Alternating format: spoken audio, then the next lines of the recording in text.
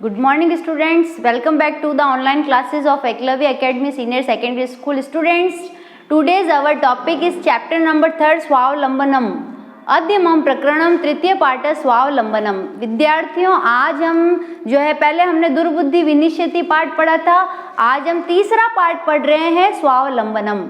ये इसको ध्यान दें बच्चों, इस पाठ पर आपको अभी मैं 10-1 मिनट लगेगा, ज़्यादा टाइम नहीं लूँगी, लेकिन 10 मिनट तक आपको कॉन्सेंट्रेट से बैठ के इसको समझना है कि मैडम क्या बोल रहे हैं।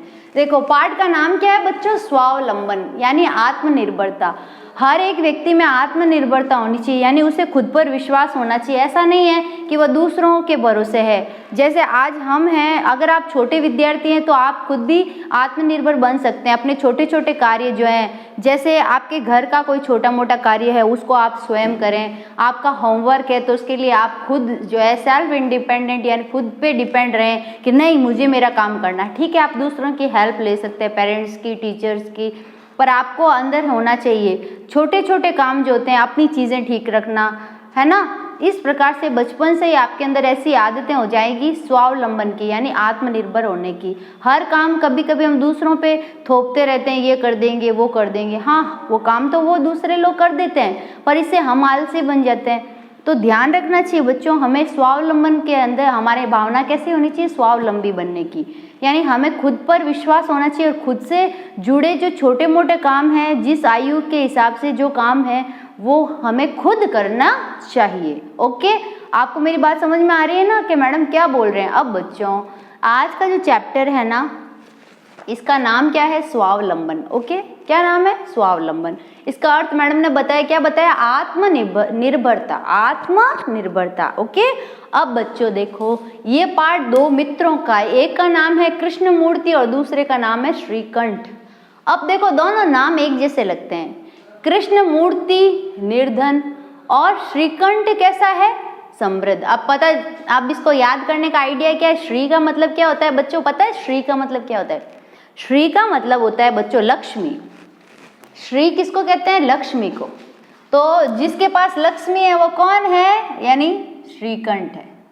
श्रीकंठ यानी धनी। ओके, श्री यानी धनी, श्रीकंठ।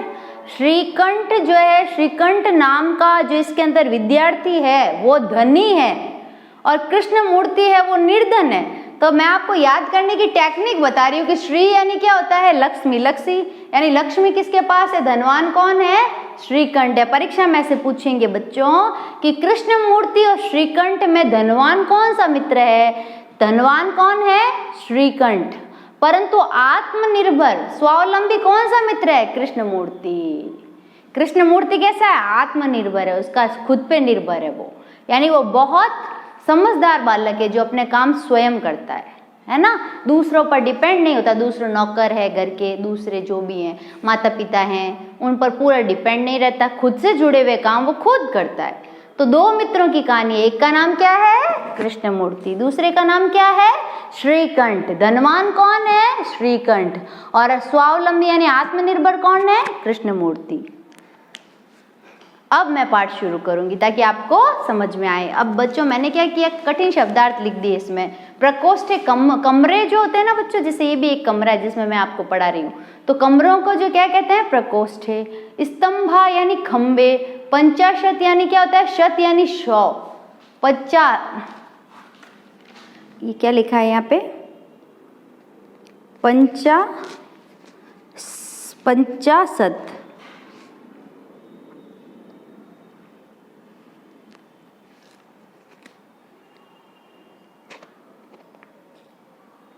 पचास,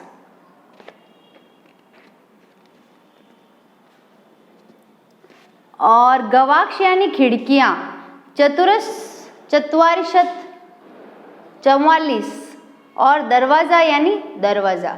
ठीक है, आडंबर विहीन यानी दिखावों से रहित। आडंबर होता है ना, आडंबर यानी दिखावा, आडंबर होता है ना उसका मतलब होता है दिखावा, पर आडंबर विहीन यानी दिखावों से रहित, दिखावा नहीं करता। जो दिखावा का मतलब क्या हुआ, जैसे कोई व्यक्ति है वह क्या करेगा कि हमेशा सूट बूट पहनेगा और हमेशा कार में अपने आप को प्रेजेंट करने की कोशिश करेगा, हमेशा हर बात में दिखावा। और अगर उसको कोई बात भी चल गई तो हमारे तो घर में इतना है, हमारे तो वहाँ पे इतना है, मेरे पास तो इतना सब कुछ है, ये वो, इस तरह से बातें करेगा, वो दिखावा करेगा, हर बात में दिखावा। ठीक है, तो उसको क्या कहेंगे, आडंबर युक्त। और जो आडंबर से रहित है वो दिखावा नहीं करता। कृषक यानी क्या होता है, किसान। क्या होता है, किसान। ओके, दंपत्ति यानी पति पत्नी, युगल, पति पत्नी दोनों अगर एक साथ खड़े हो तो क्या कहते हैं उसको, दंपत्ति, कि एक दंपत्ति खड़ा है। दंपत्ति यानी पति पत्नी, युगल। ओके, नेक्स्ट आसित यानी था। अब देखो मैं पढ़ना शुरू कर रही हूँ। ओके, कृष्ण मूर्ति श्री, पेज नंबर नहीं लिखा मैंने, पेज नंबर है 133। ओके, आप निकाल लेना पेज नंबर, मैम बोल रहे हैं पेज नंबर निकालिए, पेज नंबर 133। ओके, अब मैं पढ़ना शुरू कर रही हूँ। कृष्ण मूर्ति श्रीकंठश्च मित्र आस्ताम। कृष्ण मूर्ति और श्रीकंठ जो है दो मित्र, मित्र यानी मित्र, आस्ताम यानी थे, दो मित्र थे। एक का नाम क्या था, कृष्ण मूर्ति, दूसरे का नाम क्या था, श्रीकंठ। श्रीकंठ से पिता समृद्ध आसीत। श्रीकंठ जो है इनके पिताजी कैसे थे, समृद्धशाली यानी धनवान थे, संपन्न थे। अतः तस्य भवने सर्वविधानि सर्व सुख साधनानि आसन। इसीलिए उसके जो है घर में सभी प्रकार की, उसके भवन यानी उसके घर में सभी प्रकार की सुख सुविधा, सुख साधनानि यानी सभी प्रकार के सुख और साधन, आसन यानी थे। यानी कि उसके श्रीकंठ जो था उसके पिता जो है कैसे थे, धनवान थे, और उसके घर पर उसके भवन में सभी प्रकार की सुख सुविधाएं थी। तस्मिन् विशाले भवने, उसके विशाल भवन में चत्वारिशत यानी कि उसके विशाल जो है घर में चत्वारिशत यानी कि 40 तो खंबे थे। ठीक है, चत्वारिशत यानी 40 खंबे थे। कितने खंबे थे, 40 खंबे थे उसके घर में, इतना बड़ा घर, ओहो। और तस्य अष्टादश प्रकोष्ठ, अष्टादश यानी 18, कितने प्रकोष्ठ यानी मैडम ने क्या बताया, कमरे। कितने कमरे थे उसके घर में, 18 कमरे थे। और उसके 18 कमरों में क्या था, तस्य अष्टादश, देखो तस्मिन् विशाले भवने चत्वारिशत स्तंभ आसन। उसके विशाल भवन में 44 यानी कि 40 खंबे थे। ठीक है, इतना बड़ा घर था। किसका बड़ा घर था, श्रीकंठ का बड़ा घर था। कितने खंबे थे, 40 खंबे थे। ठीक है, चत्वारिशत। और तस्य अष्टादश प्रकोष्ठेषु, उसके 18 कमरों में 65 गवाक्ष यानी 50 खिड़कियां थी। 50 खिड़कियां, और गवाक्षा यानी क्या होता है बच्चों, खिड़कियां। ठीक है, गवाक्षा यानी क्या लिखेंगे हम, खिड़कियां। तो उसके 18 कमरों में 50 खिड़कियां थी। और चत्वारिशत द्वाराणी, और 44 दरवाजे। कितने दरवाजे हैं उसके घर में, 44, ऐसा मतलब बहुत धनवान है वो। और 36 विद्युत व्यंजनानी च आसन, और 36 बिजली के पंखे थे। 36 यानी 36। ठीक है, 36 मैं लिख देती हूँ यहाँ पे, षट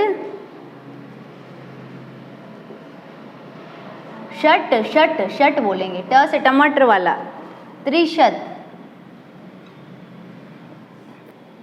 यानी कि 36, 36।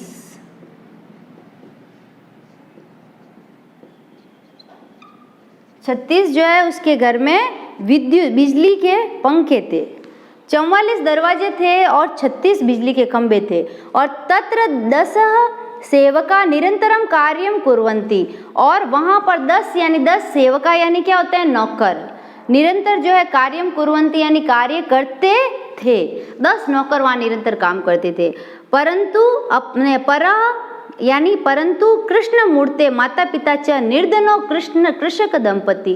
परंतु ये जो दूसरा मित्र है ना, जिसका नाम क्या है, कृष्ण मूर्ति, उसके पिता और माता कैसे हैं, अत्यंत ही जो है गरीब है और किसान दंपति थे, यानी किसान परिवार था। दूसरे मित्र का परिवार कैसा है, कृषक दंपति, किसान परिवार है।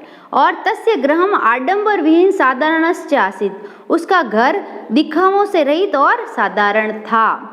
आडंबर विहीन यानी कि यहाँ पर कह रहा है कि ये जो श्रीकंठ है ना, उसका घर तो है ना दिखावों से भरा है। इतने दरवाजे, इतनी खिड़कियाँ, इतने कमरे, इतने खंबे, करें क्या इन सब का। तो ये सारे क्या है, दिखावे ही दिखावे हैं। किसके घर में? श्रीकंठ के घर में। और कृष्णमूर्ति के घर में क्या है? दिखावा बिल्कुल नहीं है, वो किसान, साधारण किसान, कृषक परिवार का बालक है। ठीक है। अब आपको परीक्षा में पूछ सकते हैं कि उसके घर में, उसके विशाल भवन में कितने जो है खंबे हैं, तो आप क्या लिखेंगे? 40 खंबे। ठीक है। चत्वारिशत, और 18 कमरों में खिड़कियां कितनी है ये पूछ सकते हैं, तो आप क्या बोलेंगे? 50 गवाक्षा, यानी जो है कैसी, कितनी? 50 खिड़कियां हैं। और चतुश्चत्वारिशत द्वाराणी, यानी 44 दरवाजे हैं। ठीक है। और षड्त्रिशत यानी 36 विद्युत व्यंजनानी, यानी 36 बिजली के पंखे हैं। ये जो कुछ एक जो है जो भी आपको याद करनी फिक्स चीज़ें हैं, ये आप याद कर लेना। ओके, कि किस में कितना है ये पूछ सकते हैं, इसमें से सवाल पूछ सकते हैं। ठीक है बच्चों, तो आज जो है यहीं तक पढ़ेंगे हम। फर्स्ट पैराग्राफ हमने पढ़ा ना कि दूसरा मित्र जो है कृष्णमूर्ति, उसके माता पिता गरीब किसान थे, उस परिवार से, गरीब किसान परिवार से था वो। ठीक है। गरीब दंपति, कृषक दंपति, यानी युगल जोड़ा। कैसा जोड़ा? किसान का जोड़ा, पति पत्नी दोनों खेती करते थे मतलब। ठीक है। और जो है तस्य गृहम आडंबर विहीन, जो है उसका घर आडंबर से विहीन था, यानी इतने सारे दिखावे नहीं थे, पंखे वगैरह जो भी लगे वो नहीं थे। ठीक है।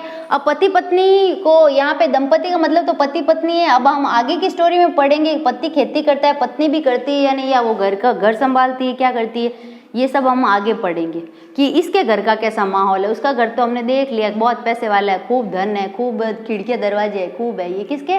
श्रीकंठ के। अब कृष्णमूर्ति के घर का क्या माहौल है वो हम अगली कक्षा में पढ़ेंगे। ठीक है। अब बच्चों आज का मेरा गृह कार्य देखो, पेज नंबर 35 में आपको उच्चारण करना है। पेज नंबर 35 है ना बच्चों, ये देखो पेज नंबर 35 निकालती हूँ मैं। 135 इसमें बच्चों क्या है कि ये सारे है ना, विंशति, त्रिशत, चत्वारिशत, विंशति, द्वात्रिशत, ये आप खुद करेंगे घर पे।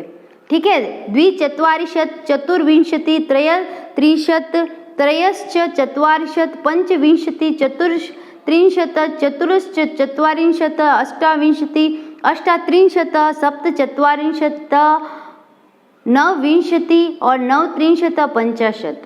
इसको आप एक बार करना, फिर इसको आप एक बार उच्चारण करना सीखेंगे ना, फिर मैं आपको जो है डिटेल में ये वापस समझा दूंगी, पर एक बार तो आपको इसको पढ़ना है घर पे। ओके। और इसके बाद में जो है पार्ट नंबर 2, जो दुर्बुद्धि विनिश्यति पार्ट हमने पढ़ा था, उसमें प्रश्न नंबर 5, 6 और 7 ये अधूरा रह गया था, क्योंकि हमने सिर्फ है ना 1, 2, 3 और 4 ही किए थे। 5, 6 और 7 ये 3 प्रश्न आप और करेंगे ना, तब कहीं जाकर ये चैप्टर पूरा होगा। तो ये आपका गृह कार्य है, ये भी आपको मैं जो है वह PDF के द्वारा आपके कॉपी में आज मतलब करके और आप उसकी फोटोज आपको भेज देंगे, तो आप अपनी नोटबुक के अंदर कर लेंगे। ये तो आपका क्लास वर्क है, ये कठिन शब्दार्थ लिखने हैं आपको, और ये आपका होमवर्क है। ओके, तो आज की क्लास के लिए बहुत बहुत धन्यवाद।